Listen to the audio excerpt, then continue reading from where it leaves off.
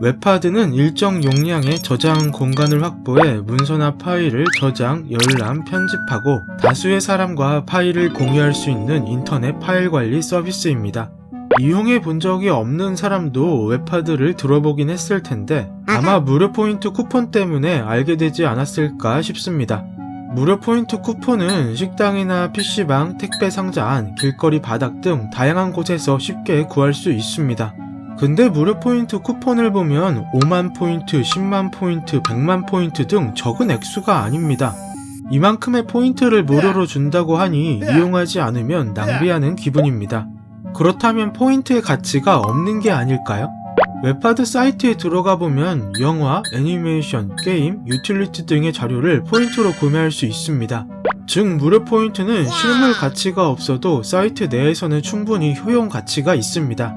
웹하드의 거래 방식을 간략히 보면 신청 시 누구나 판매자가 될 수 있고 포인트만 있으면 누구나 구매자가 될 수 있습니다.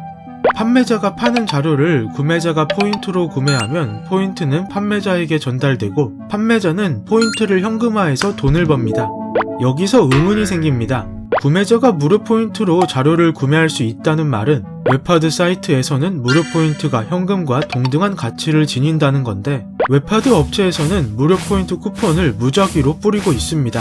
현금과 동등한 가치를 지닌 포인트를 무료로 뿌린다니 그 값을 어떻게 치르고 있을까요? 대부분 사람이 웹하드 업체에서 무료 포인트 쿠폰을 발급했으니 업체에서 무료 포인트의 가치를 보장해줄 것으로 생각합니다. 과연 그럴까요? 직접 웹하드 사이트에 가입하고 판매자 신청을 해봤습니다. 그리고 의문을 쉽게 해결할 수 있었는데 웹하드 업체에서는 무상으로 발급한 쿠폰과 포인트 등으로 구매한 자료에 대해서는 판매자에게 아무것도 주지 않겠다고 합니다. 그런데도 자료가 정말 많이 올라옵니다. 자료들을 보면 드라마나 영화, 애니메이션 등 일부 제휴를 맺고 올라오는 자료도 있으나 자신에게 권리가 없는 자료를 올리는 판매자도 정말 많습니다. 권리 없이 올라온 자료를 구매자가 무료 포인트로 구매했을 때 실질적으로 웹하드 사이트 안에서는 아무도 손해를 본 게 아닙니다. 오히려 100명 중 5명은 현금으로 포인트를 결제해서 자료를 구매한다고 하니 웹하드 업체와 판매자는 수익을 낼 수도 있습니다. 또한 웹하드 업체는 95명의 무료 포인트 이용자에게 포인트를 무상으로 제공하는 것만은 아닙니다. 웹하드를 이용할 때 전용 다운로드 프로그램 설치를 요구하는데 설치 프로그램의 약관을 보면 그리드 서비스, 분산 컴퓨터 기술 등의 정체모를 용어가 나옵니다. 그리고 회원 PC의 저장 공간이나 리소스를 활용해서 다른 이용자에게 데이터를 전송하겠다고 하는데 쉽게 설명하면 웹하드를 운영할 때 들어가는 서버비를 이용자에게 전가하겠다는 의미입니다. 따라서 무작위로 쿠폰을 발행해서 이용자를 늘린다면 웹하드 업체는 서버비를 절약할 수 있고 이 중 일부 이용자는 현금 결제까지 해주므로 절대 손해보는 장사가 아닙니다. 또한 플랫폼만 구축하면 문어발식 운영도 가능하므로 같은 업체에서 웹하드 사이트명만 바꿔서 운영하기도 합니다.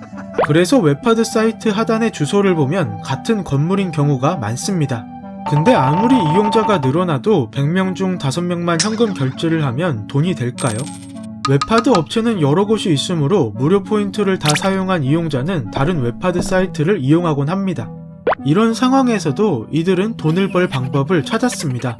웹하드 카르텔 사건을 기억하실지 모르겠는데 불법 성인 동영상에 관한 이야기가 주된 내용이었습니다. 불법 성인 동영상은 웹하드 사이트 내에서 일반 컨텐츠에 속합니다. 따라서 누군가가 구매를 하면 제휴사와 나누는 것 없이 온전한 수익을 얻을 수 있습니다. 또한 수요가 많아서 자료를 올렸을 때 많은 사람이 구매합니다. 그래서 일부 웹하드 업체에서는 성인 동영상에 한해 첫 결제를 한 사람만 이용할 수 있게 해놓기도 하고 웹하드 사이트에 불법 성인 동영상을 올려줄 헤비 업로더를 따로 모집하거나 직원을 고용해서 이 활동을 독려했습니다.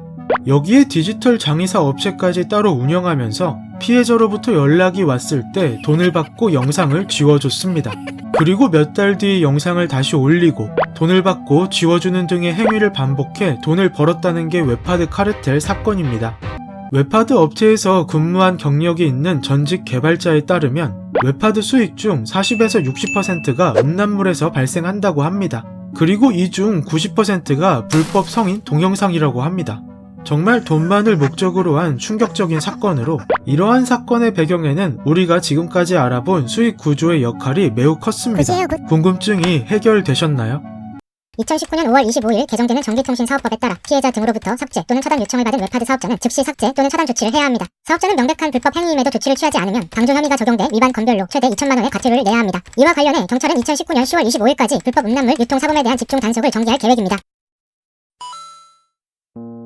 사소해서 물어보지 못했지만 궁금했던 이야기, 오늘의 사물공인은 여기까지입니다. 재밌게 보셨다면 구독과 좋아요 부탁드립니다. 주제 제보가 하고 싶으신 분은 영상 설명에 제보 링크가 있으니 참고하길 바랍니다.